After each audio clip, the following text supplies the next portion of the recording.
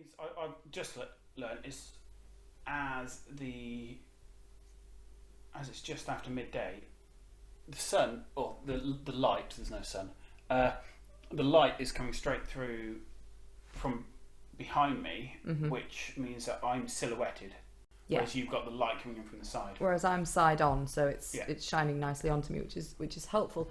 One thing that I found very useful when I've encountered this problem before, because sometimes I do sit that way, so the light is behind me. Over there behind the laptop, I have a lamp, and I put that lamp on and it shines on my face, and that counters some of the light being behind me. So other people might want to think about that as well. Yeah, definitely.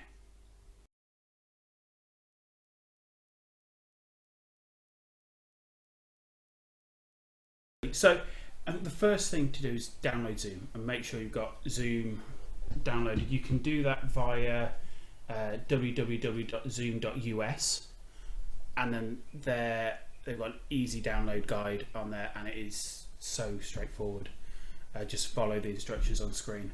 Then when you've got once you've got that, you can invite people to a meeting. You can schedule a meeting and send that to either a colleague or a client with the times, and they've got a simple one-click link that will take them to the meeting. They don't even have to download it. You can run it through a web browser as well, or you can download it through Apple Store or Google Store as well. You can. So it's accessible on a phone, tablet or computer, which is really easy. So this is a question I have. If you click on the link before the meeting time is set to start, so say if your meeting is due to start at 4 p.m, but you want to be ready to go, so at 10 to 4 you are online and you click on the link, what would you expect to happen then? Okay, so if you arrive at the meeting before the host, Zoom will come up with this really helpful message that says, we are waiting for your host. We will send them an email to let them know that you are here. And at that point, you as the host would receive an email from Zoom, just remind you with the link and that saying that your kind of meeting delegates are ready for you. In terms of a clinical setting, I would see that as almost the client coming into the waiting room ahead of a therapy session starting. However, I think there is the caveat of the therapist making sure that they know that their tech works. So I would see it as a therapist's responsibility to make sure that, say for example, the meeting's at 1 o'clock, that at 1 o'clock when they start the meeting or join the meeting, that everything's going to work. Couple of dummy runs with colleagues or friends, just to make sure that you know how it works and you practiced it. The same as you would with any other technique or equipment, you practice using it prior to going into a clinical setting. I absolutely agree with that. One thing I've been thinking about a lot so far is that usually where the therapist would think so much about the frame, providing the room, making sure it's not going to be disturbed, making sure it's quiet, all of that sort of stuff. At the moment, because we have to work remotely, so much of that is passed on to the patient.